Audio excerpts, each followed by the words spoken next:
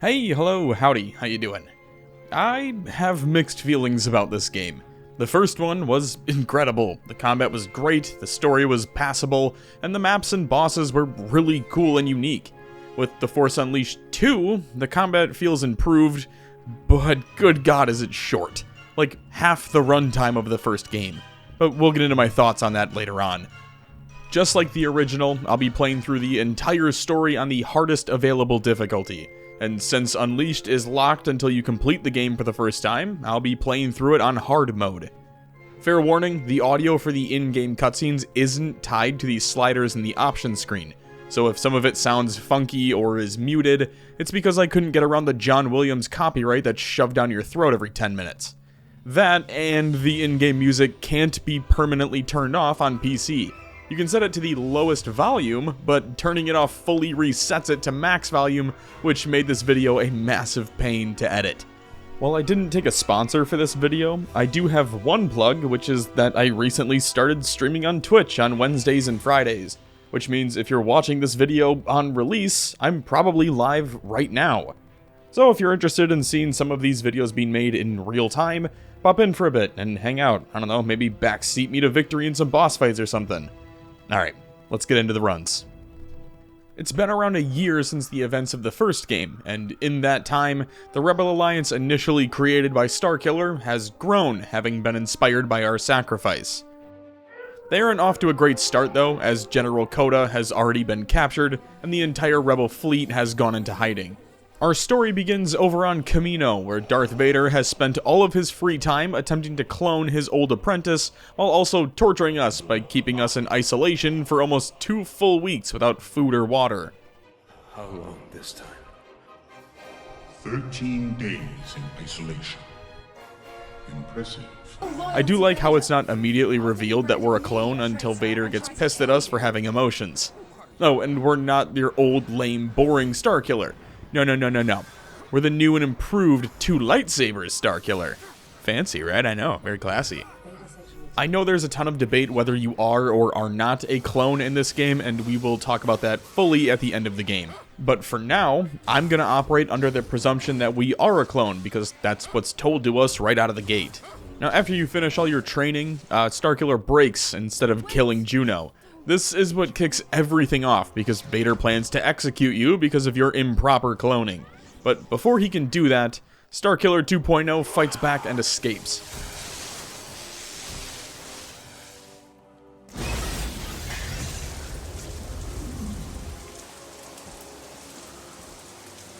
It's here where my first gripe with the game comes in. In the original, you start off with very limited skills, only unlocking more as you progress through the missions. Some abilities were locked behind levels, while others needed to be earned through leveling up. But in The Force Unleashed 2, you just start with all of those abilities. It makes the game feel incredibly easy, even on the hard difficulties.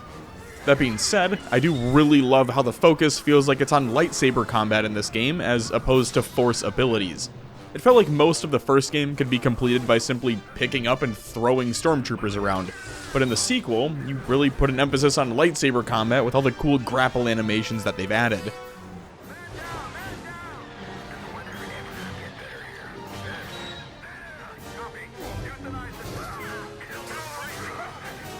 All that customization is back from the first game, where you can customize your lightsabers and unlock different costumes to wear. So, just like its older brother, I'll be doing 1 costume per attempt, changing my outfit with every new run. Hi, post-editing Preds here. While this is true in the first portion of the game, you do change your costume at the start of every single level by default, and I got really annoyed at having to keep going back in and changing it at the start of every round, so this kind of tapers off later on in the video. Alright, back in. Speaking of customization, I love how you can collect 2 crystals for each color, and then choose which one you want for a primary and secondary color. Obviously, you don't need 2 crystals unless you want both sabers to match, but I had a ton of fun mixing and matching different color combos throughout the entire playthrough. The holocrons have also been updated, with green ones now increasing your max health, blue ones increasing your force energy, while yellow ones can be anything from XP upgrades to saber crystals. Oh, and there's a new ability, the Jedi Mind Trick, which allows you to, convince stormtroopers to stand 6 feet from the edge and start thinking that maybe 6 feet ain't so far down. Most of the first mission is quite literally just running and fighting. Your primary objective is to escape Kamino, so it's not like there's any real story to tell or cutscenes to break down. There are a couple cool set pieces though, like this giant grid where you need to move through it one square at a time, fighting through waves of stormtroopers while these massive cannons search for you with a spotlight that I really enjoyed. You can even use those same cannons against the stormtroopers by letting it spot you, and then baiting the troopers to your location before dashing away.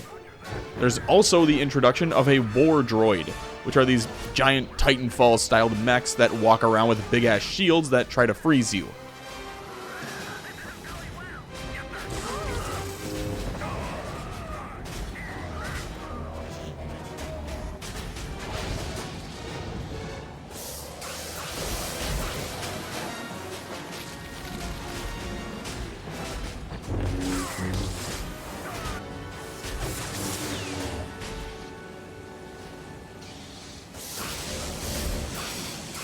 Weakening the war droid leads to the first quick-time event of the playthrough.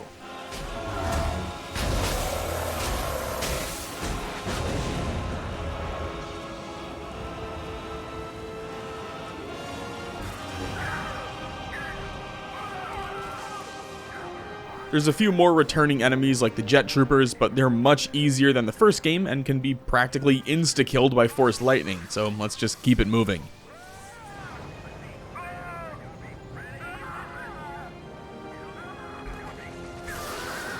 They really wanted to show off war droids here, and I get it, but also, you can just throw shit at them and hit them with force lightning and they fall so easily.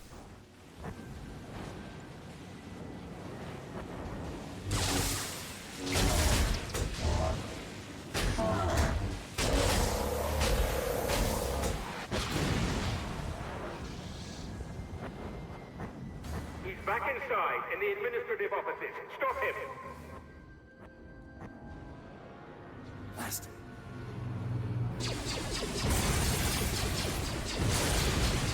Now this is what I'm talking about. Give me more change of pace gameplay like this and I'll be happy. Give it all you've got.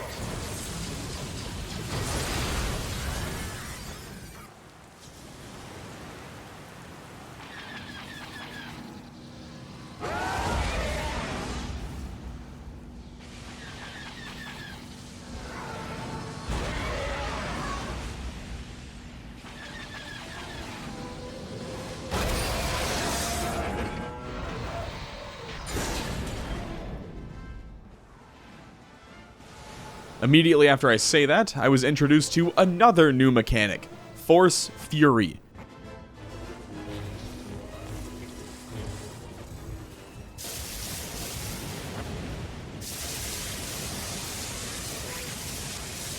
I know it's only the first mission, but so far, I'm really loving this.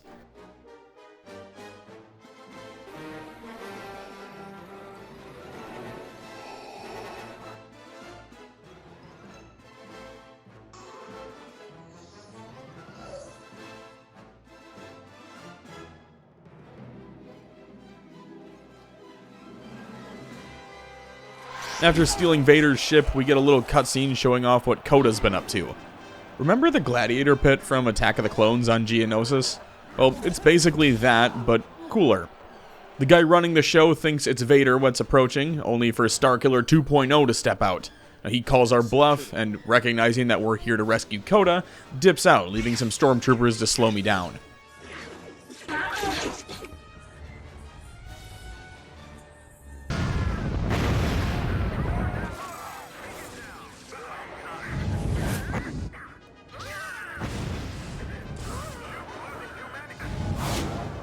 After dealing with them, we're taught another new mechanic, parrying. I say new mechanic here, but this was actually in the first game. It's just never told to the player or shown in the tutorial or anything of the sort. You just have to figure it out for your own. Whereas in The Force Unleashed 2, it's an actual mechanic in the game that's shown and taught to the player. Anyway, it's just parrying. If you block at the right time, you can deflect things like missiles and force abilities back towards the enemy. After defeating a walker, some Sith acolytes come out to play, and just like the show, they're completely overhyped and hot garbage.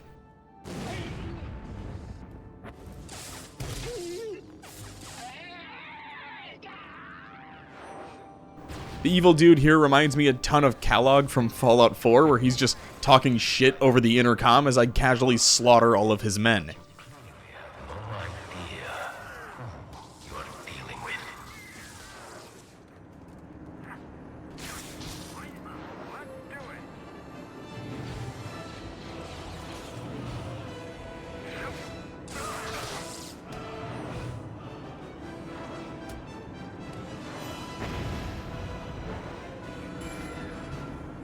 After killing about a dozen more stormtroopers, Starkiller 2.0 has another memory flashback where he magically learns how to pull off an immaculate saber throw, which I immediately started throwing upgrades into.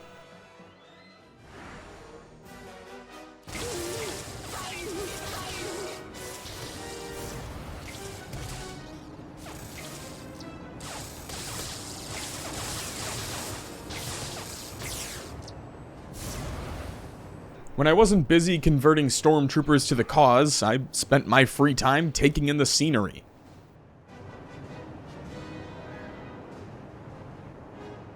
Another gripe I have with The Force Unleashed 2 is just how janky the audio is. On top of my complaints in the intro portion, you also randomly get audio spikes where the game audio just doesn't match what you set in the options. So you'll be playing and then use Force Lightning, and for whatever reason, it'll just peak your audio and rupture your eardrums, even though you have it set to like 30%. So, you know, if you're thinking about playing the game on Steam again, you've been warned. It wasn't a deal breaker or a quit moment or anything, but holy shit did it get annoying. Want to see something cool though? Saber throws behead the stormtroopers. I don't know, I just thought that was a nice touch.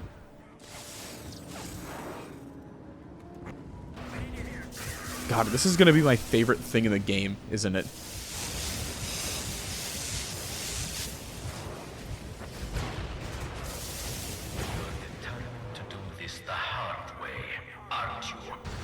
I know I'm only 2 missions in, but please don't let there be one of these dash sections in every single mission, because I will inevitably get distracted and fall through the floor. On my second attempt, I went with the flight suit costume since that was the only new one I'd unlocked so far. Anyway, here's me dashing through this without distractions this time because I already grabbed the blue holocron.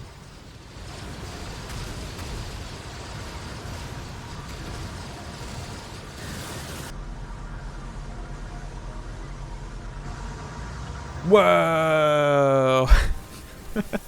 You know they thought this was so badass when they animated it.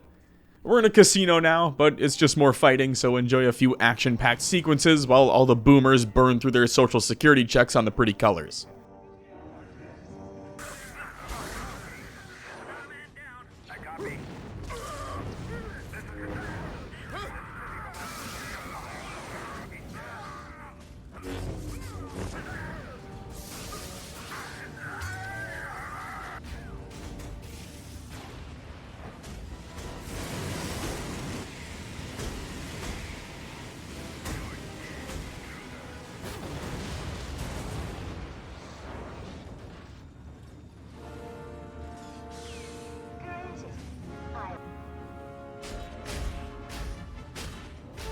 If you thought war droids were easy before, well, wait until you start yeeting lightsabers at them.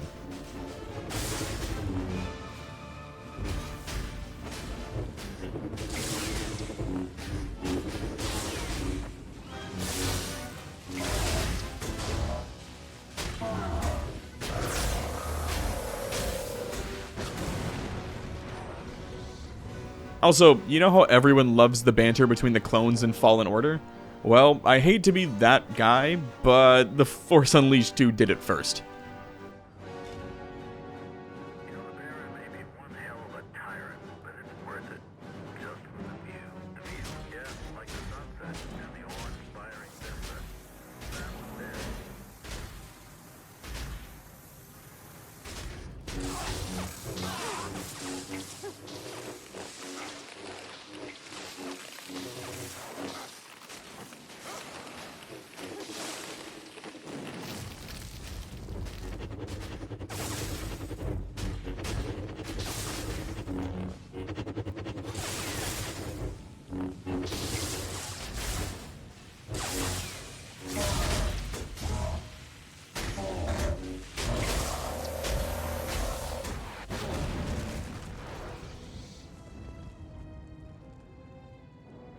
Credit where it's due, they did really try to innovate the gameplay a bit, but I don't need 3 dash sections in 2 missions.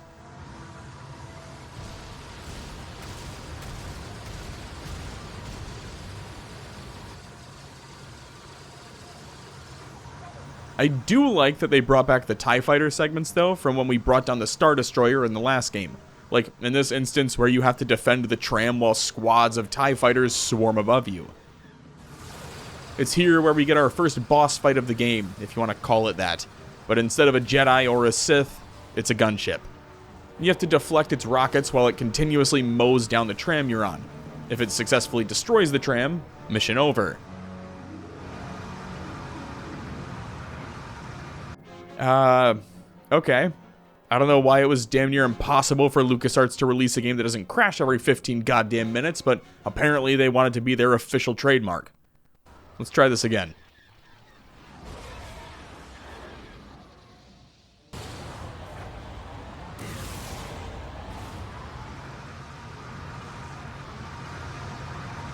There we go. After surviving the tram and taking a leap of faith that Dom Toretto would be proud of, it's back to killing stormtroopers. Is at my disposal. Surrender to me now, or be destroyed.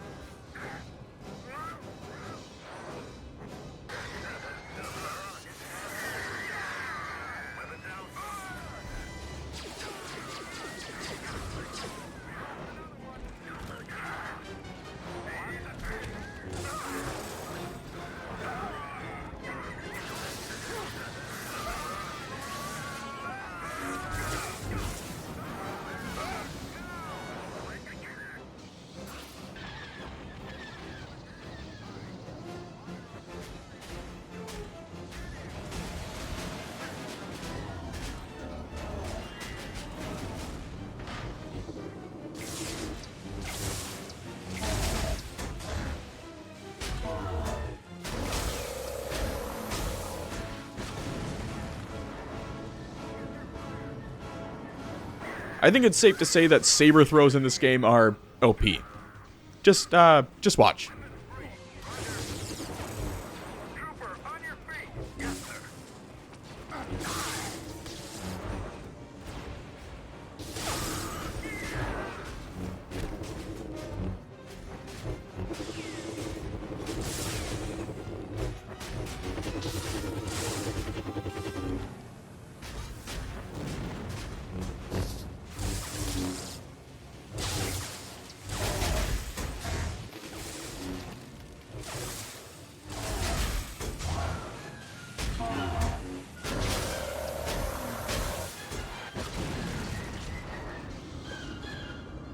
With both war droids and all of the stormtroopers defeated, I moved some boxes over and used them to grab the second Chaos Crystal, completing the set for my lightsaber collection.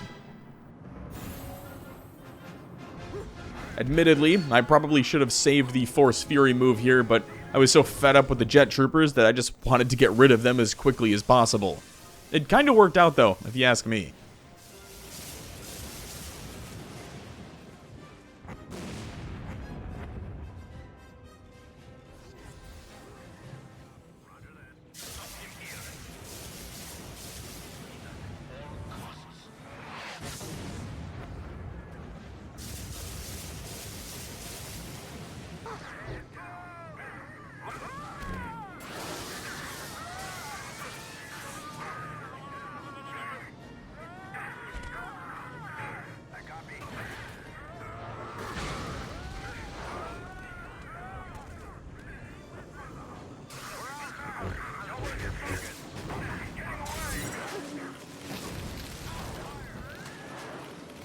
Oh look, the gunship's back.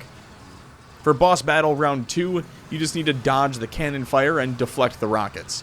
There's 2 or 3 times here where you need to use a saber throw, but the game tells you, and then 2 times where you force pull the ship, sending it into some nearby buildings, and likely killing hundreds, if not thousands of innocent civilians, but who cares? With the ship officially blown up, I fell into the bone pit, but instead of immediately climbing out, I took a few seconds to grab another force upgrade and a corrosion saber crystal that I set as my primary going forward. Taking the lift up brought me directly to Kota, only for him to summon the Gorog. What's a Gorog? Well, this thing. It looks tougher than it actually is. You can do small damage with saber throws and force lightning while you dodge his two main attacks, those being a sweeping motion and ground pounds. After dodging a few of them, he'll slam both fists down, allowing you to damage his shackles. Now, all you need to do is smack the shit out of him, and then spam force blast at him until his chains connect to these giant locking mechanisms at the top of the arena.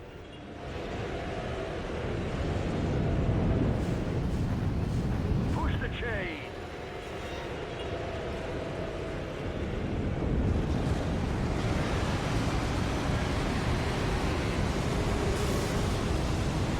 With both hands locked up, you get a little quick-time event where you yank the chain around his neck to slam his head into the platform. This does massive damage, so it's important not to fuck it up here. That being said, you've got to do it again because immediately after that, he frees his hands. Well, you either hurt it or made him angry. Either way, keep it up.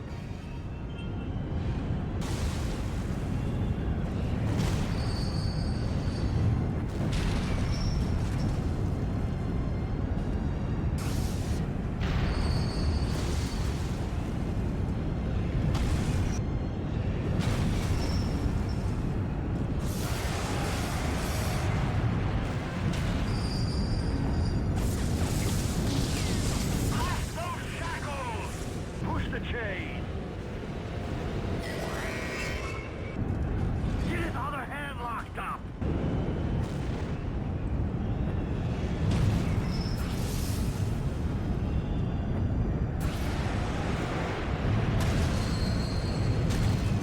Get both of those hands.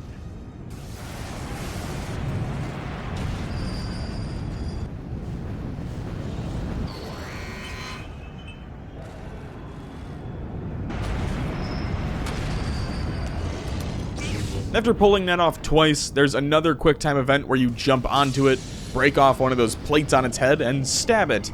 But this only pisses the Gorog off, and instead of killing it, you're launched up onto the upper platforms.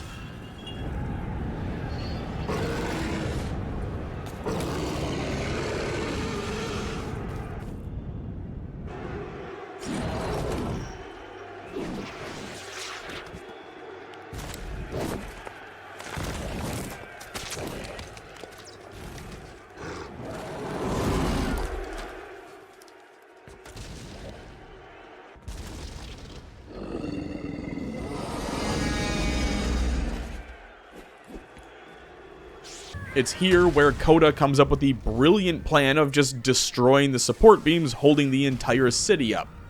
Now, instead of just running around and hitting them, you've got to continue fighting the Gorog and baiting it into smashing the beams, which can be a real pain in the ass.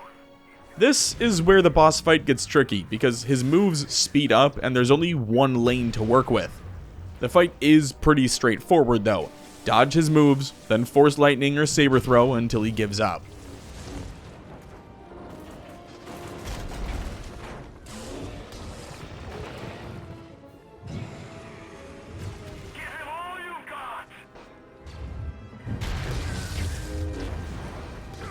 After doing that 2 or 3 times, he'll destroy a section to your right, allowing you to climb up this weird pillar thing and start the third phase of the boss fight. Well, kinda. You do some damage up here, and then after the pillar is destroyed, it's right back to what you were just doing.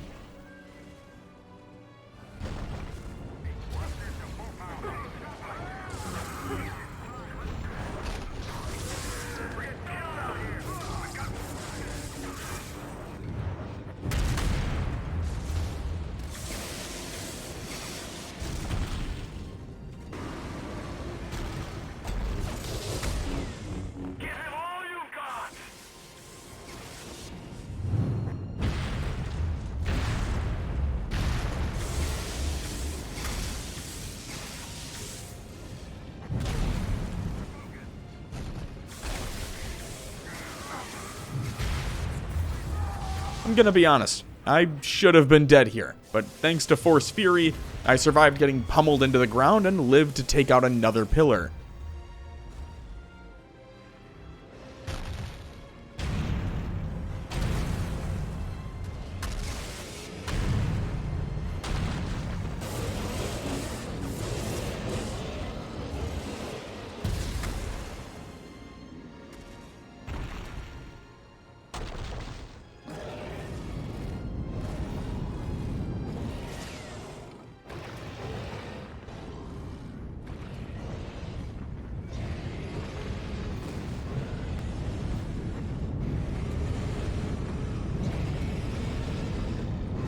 With the platform beginning to collapse around me, I was able to reunite with Kota for a whopping 10 seconds before watching off-brand Kellogg get eaten alive and Kota get abducted by the Gorog.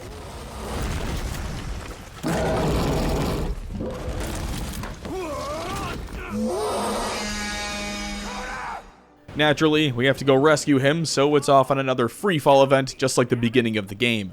Only this time, we've got to fight Gorog for a third time. This goes in a few waves where you go skydiving, Rocky Mountain climbing, lasts 2.7 seconds on a bull named Fu Manchu. Wait, wrong piece of media, sorry. When you finally get close enough to the Gorog, you have to dodge his swings, which seem harder than they really are. He'll telegraph the direction with each swing, and he goes low to high or high to low. So just go to the opposite of whatever angle he telegraphs and you'll be fine.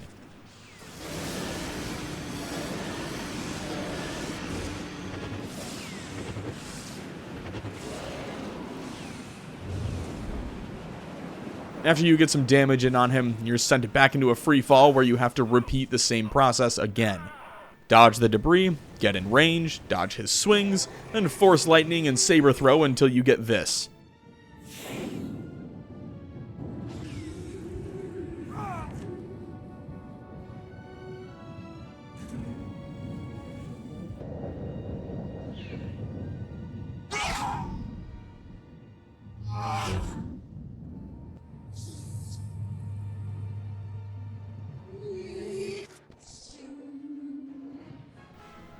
Bro just straight up impaled the Gorog with his own fists. Nice. I don't know. What? Well, the rebel fleet is scattered across the Outer Rim. I lost contact with their ship after I was captured. Your alliance is on the run, and I lost an entire squad here. But now that you're back, we can take the fight to the Empire. A major strike is what we really need in order to rally the troops. I'm not him. I may be blind, but I'm still connected to the Force. I'm not Starkiller. I'm a clone. I was grown in a vat to take his place. Whoa, is that what Vader told you? Yes? I don't believe it. No one can clone Jedi. It's never been done. And I can sense how powerful you are. We can put that power to use. You have no idea who I am or what I went through on Kamino. Kamino? If you could provide the Alliance with information on the cloning facilities there, we could launch a full-scale... No! I just want... Look, I need a place to think this through. To meditate. To hide? Until I find her. We're at war and you want a quiet place to think? The Alliance will be destroyed while you're wandering the forests of Kashyyyk or exploring the caves of Dagobah. You'll let the galaxy die to go find yourself? What are you talking about?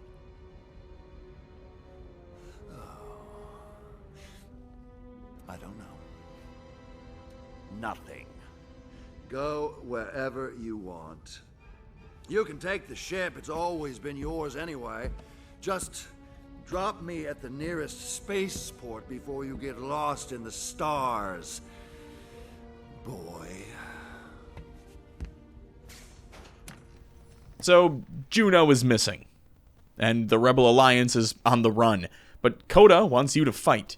While all that's playing out, Darth Vader enlists the services of Boba Fett to hunt down Juno. The woman and bring her to me. He will follow. Oh, and there's zombie stormtroopers now. Don't ask. Welcome to Dagobah. Now, coming into this game completely blind, I've only heard people complain about how there's a huge nothing burger in the middle of the sequel where you just walk around for an hour or so, and I'm assuming that's what this is gonna be. If nothing else, at least I'll walk away from here with a green lightsaber. So you're telling me I just spent the last 3 hours playing this game completely unaware that the saber crystals actually do shit? That's awesome. I love that. Using green and blue, I'll have a chance to lifesteal from enemies while also replenishing my force meter with every strike. Hello? I'm just wondering if you had a moment to talk about our Lord and Savior Ki-Adi-Mundi.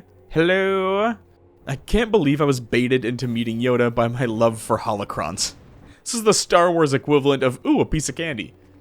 So this level is one giant cutscene with Yoda, where you get a vision, but that's boring, so let's just keep it moving to the next segment.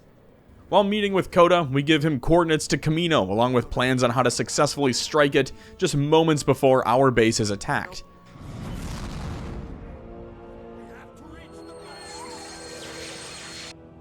What's going on? Is it the Empire? I don't know. Captain, send a security detail to Hangar Bay 7. After running around with Kota for a bit, I walked through an opening and found Proxy. Proxy. Master? I thought you were dead. Oh, it's a very long story. Captain Eclipse and Senator Organa, they found Juno. Where's Juno? I don't know. The Imperials must have taken her towards Deck 7. He tells us that Juno was taken by Vader, assumingly back to Kamino. So we tell Kota to issue the strike and begin chasing down the intruders to try and rescue Juno before it's too late. Up ahead, I ran into a shit ton of spider droids, and after holding my own against them for a few seconds, Starkiller Jr. has another flashback where he remembers my favorite ability from the first game, Repulse.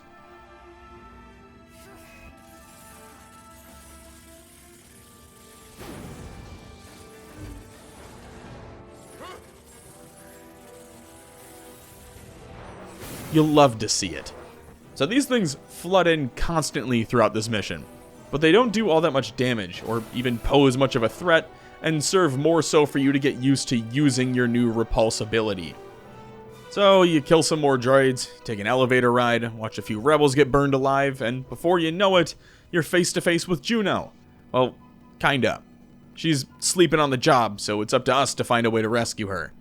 Oh, remember that cutscene with Boba Fett and the zombie guys? Well, they're also ninjas, and can teleport.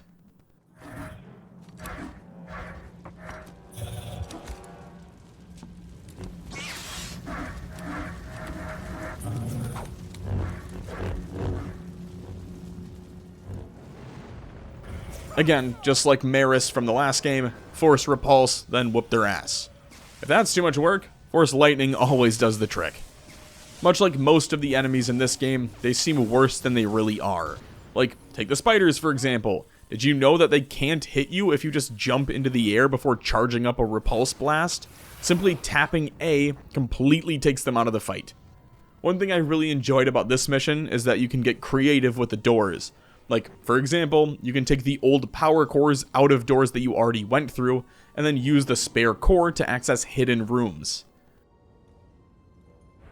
Anyway, here's Juno being taken away by Boba Fett while we stand like 10 feet away and do absolutely nothing to stop him. Actually, we'll even go one step further and wait until they fully leave the room to do anything. And by the time we do get through the next door, we find like half of the facility with massive holes throughout it. This may be the first parkour section of the game, I think. Never thought I'd miss them. In one of the ship's holes, I did manage to find 3 battery cores and used one of them to open the next door, then moved the other 2 all the way to the next area before watching them despawn. Okay. This has to be like the engine room, right? This entire section is one giant test of patience, though. You just need to wait for the machines to go on cooldown and then pass through them before jumping down to the next level. The bottom 2 areas have those spider droids in them, but as we've covered extensively by this point, they're not a threat.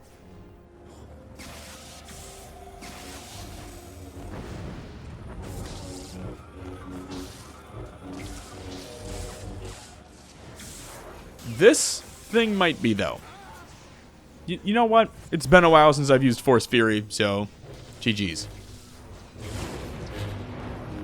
Just in time to watch Boba Fett escape with Juno.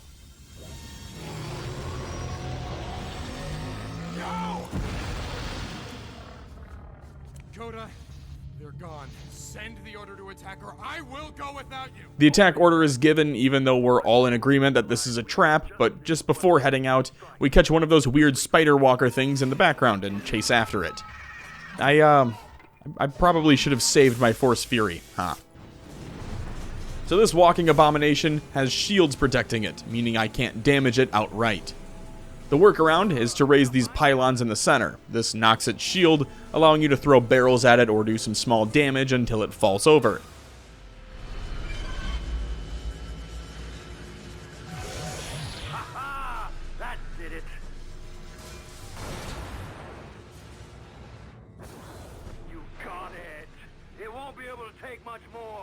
This is what you want to happen, because you can just run behind it and wail on it while it enters the next phase. Now not only do you have to fight the Terror Walker and its spider droid babies, but those assassin ninja stormtrooper zombie guys are back as well. Oh, and to make the matter worse, all those battery cores got knocked loose, so you have to run around and put them back into place, and then take out the Terror Walker's shield again.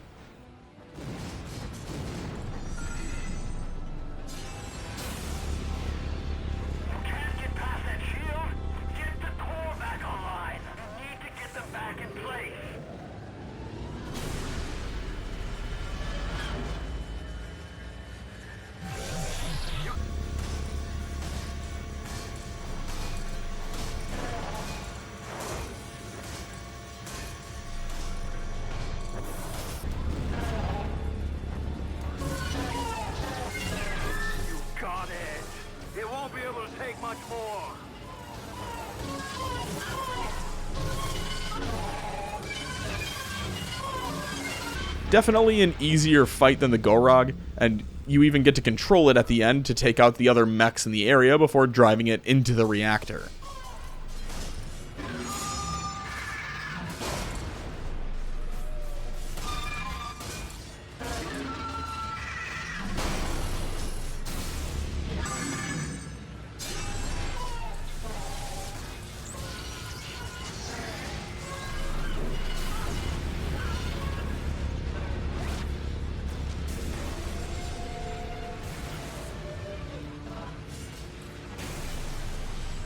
We exited hyperspace as I made my way to the hangar, giving me a front row seat to this massive battle taking place outside of Kamino. I love how both Starkiller and Kota recognized that this was a trap, and then they act so beyond shocked when they walk directly into it. Like, oh, you're caught off guard when the Empire was waiting for you, when you knew they wanted you to chase after them? Come on. Anyway, it's like Space D-Day out there, and we need to figure out a way to get our Y-Wings into the fight. But before that's even possible, we'll need to clear the hangar from an Imperial boarding party.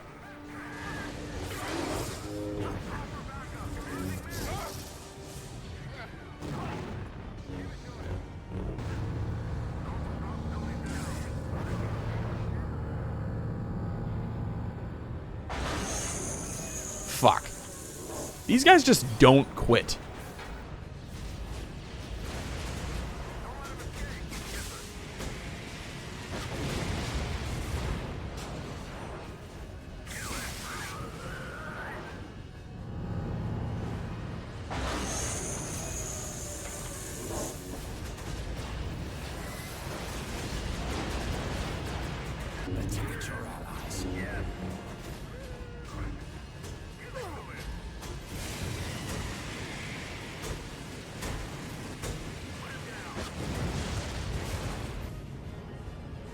Nice work.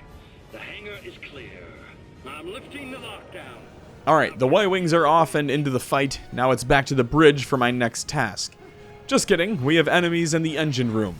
Now, I think the engine room might be my favorite set in the entire game. It's just a really cool concept with very simple puzzles that you need to complete in order to advance to the next area, all while fighting waves of enemies. It's not difficult by any means, but it's still a lot of fun to explore through. Now, it does seem a little counterintuitive to blow up your own engine room just to kill a few Imperials, but what do I know? I'm just a clone.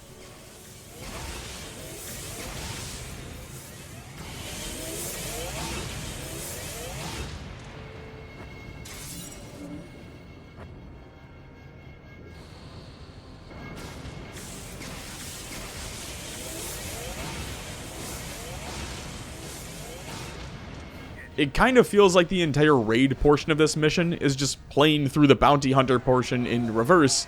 Like, I'm just going back through every portion of the map that I just finished fighting through, but this time it's stormtroopers instead of spider droids. When you pair that with how rushed this game feels and how short the campaign is, it really makes you think that they just ran out of time and are once again reusing the same level sets.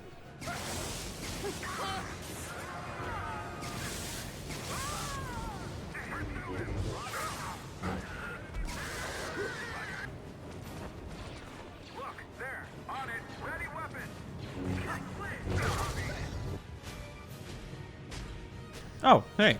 It's been a while since I've seen one of these.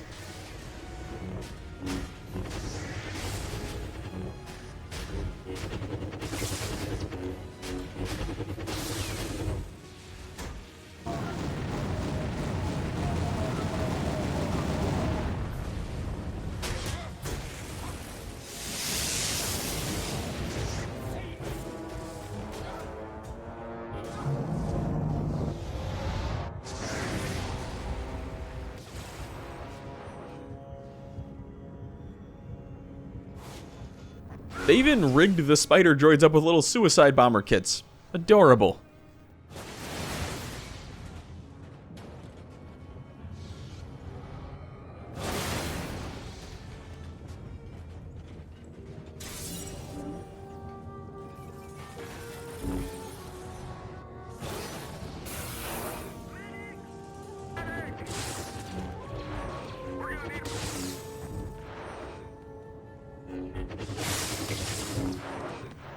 I told you they were OP. Leave the pessimism to proxy. The guns are online and we're still flying. Imperials are boarding on all decks, locking down all vital areas.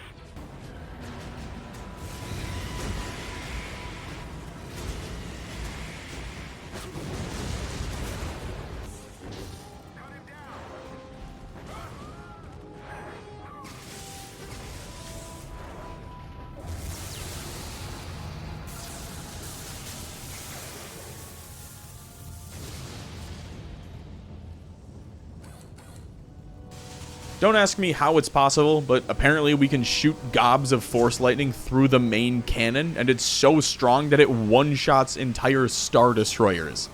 You'd think that would come in handy in these massive battles, and you'd have Starkiller stay on the cannon a bit longer to see what else he could take out, but no, we gotta go to the bridge and have a chat with Kota. In order to get to the bridge, we get to take a sweet ride on this little tram while swarms of spider droids try to kill me, only for us to crash the tram into the docking bay, triggering the next cutscene. And by cutscene, I mean black screen, because the game crashed again.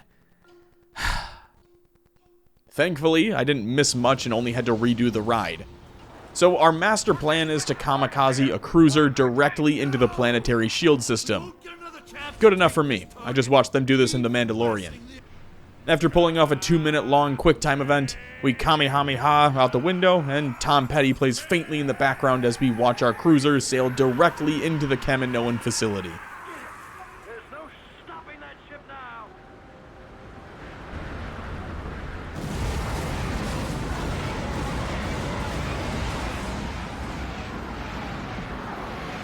God, this game is so fucking sweet. You know, say what you will about all the gripes in it and all the complaining and the short campaign, but you have to admit the combat is fucking awesome and the scenes are dope as shit, and I love it. I've said it 1,000 times. Just give me Michael Bay's Star Wars and I will eat it up until the end of time. So we're back on Kamino, fighting walkers, blowing up cannons. It's like we never left. While I push into the facility, Kota and a ground invasion force have begun pushing in from the opposite side. I really like this section because you and Kota are helping each other inadvertently. While you kill stormtroopers, he deactivates the security codes in your area, only to be pinned down by enemy snipers, which you clear out to help his team keep moving. It's a nice give and take that I wish happened more throughout the story.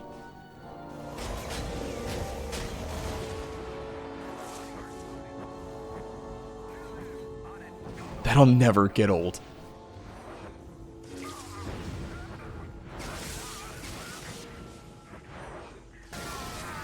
God, is that how strong Force Lightning is?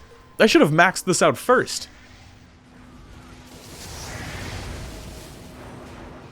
There's another section here where you help Kota deal with some dropships by yeeting TIE fighters into them, but outside of that, it's business as usual. More lightning, more saber throws, more stormtrooper dismemberment, and more QuickTime events.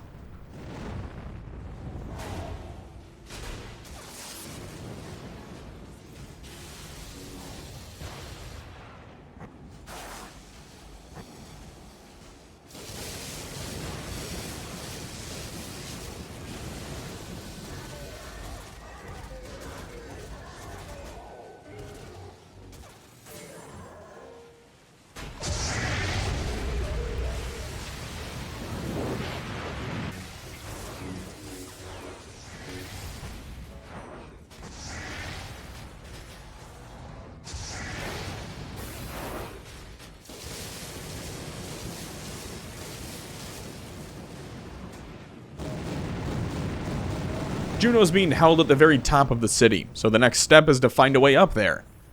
So, Starkiller is only here for Juno, but the rebellion is risking everything based on his call to attack here. But he's not focused on winning the battle, just rescuing Juno, effectively leaving Kota and the rebellion out to be slaughtered.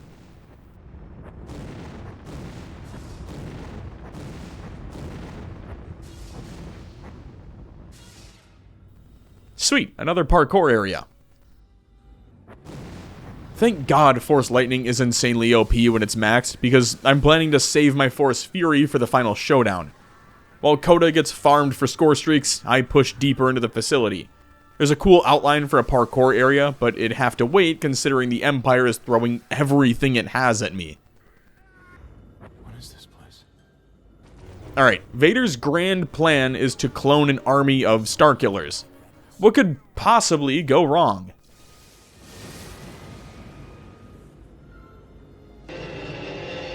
I knew I was gonna love this portion. So you're climbing up the cloning facility, but you can force pull these parts of machinery to create walkways to other sides of the platform. It's a really cool concept and probably more fun than it looks to mess around with. This room is also massive, like on par if not bigger than that chamber before you fight Vader in the first game. I'm like 15-20 levels up from where we started, and there's still enemies up here and another 5 or 10 levels to go. It's insane. Don't you leave us here. I can't wait any longer. Listen to me. Upon reaching the top, you inform Kota that you're leaving him behind to pursue Juno alone. This together.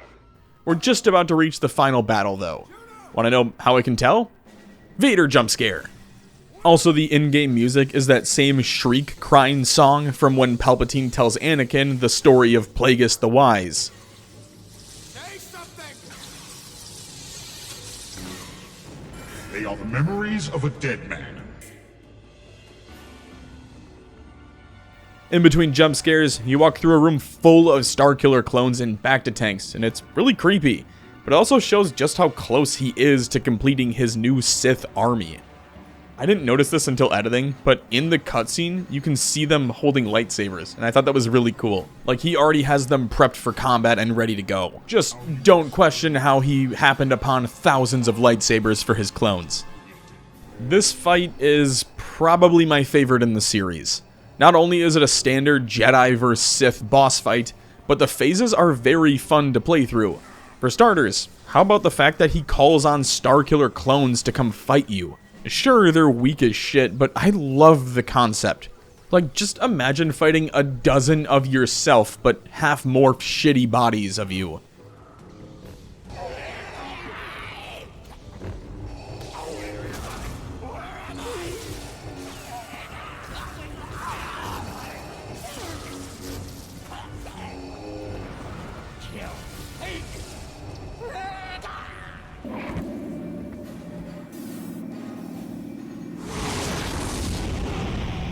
After that's over and you've landed a few more hits, he starts chucking some Bacta stations at you that you need to catch and throw back at him.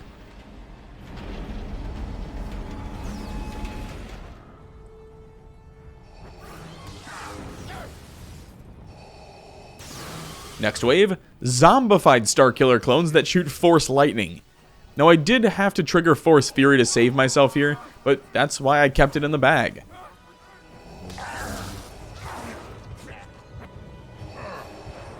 I will replace you again and again.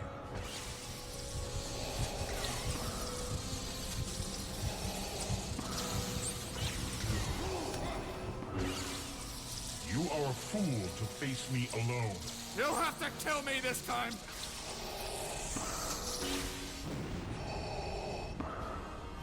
Next wave is a mix of both, but you can use Jedi mind tricks on them to make them fight each other, which helps a ton. And this is really how most of the boss battle goes. You deal small amounts of damage to him by hitting Vader with your saber attacks, then a few more shots from the cloning tanks, all in between waves of fighting your own clones. Oh, and not to mention the quick-time events that do like 2% damage. Admittedly, this first phase goes on for way too long though. It took me well over 15 minutes just to get through phase 1. I'm sure that's partially to do with the difficulty, because just like the original Force Unleashed, the higher the difficulty, the less damage you do to enemies, so I can see this taking only a few minutes on the normal difficulty.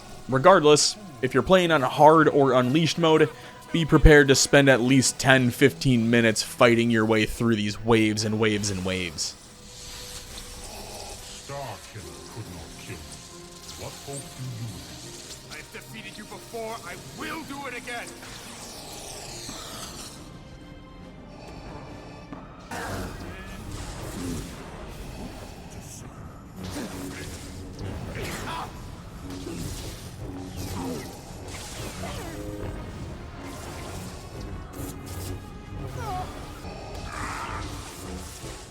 Woman is meaningless.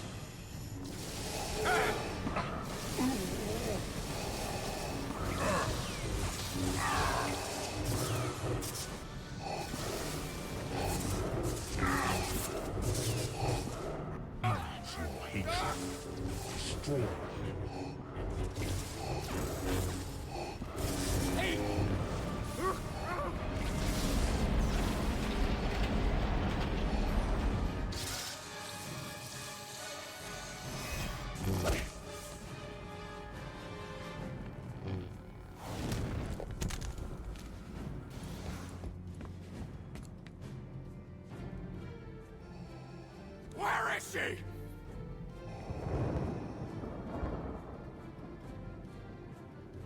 Juno. Bow before me, or she dies. Wait!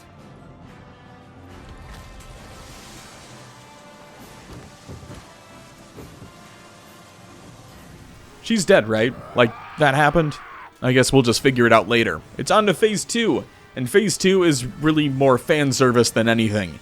You've got Force Fury active the whole time, and it's just smashing X until the QuickTime event.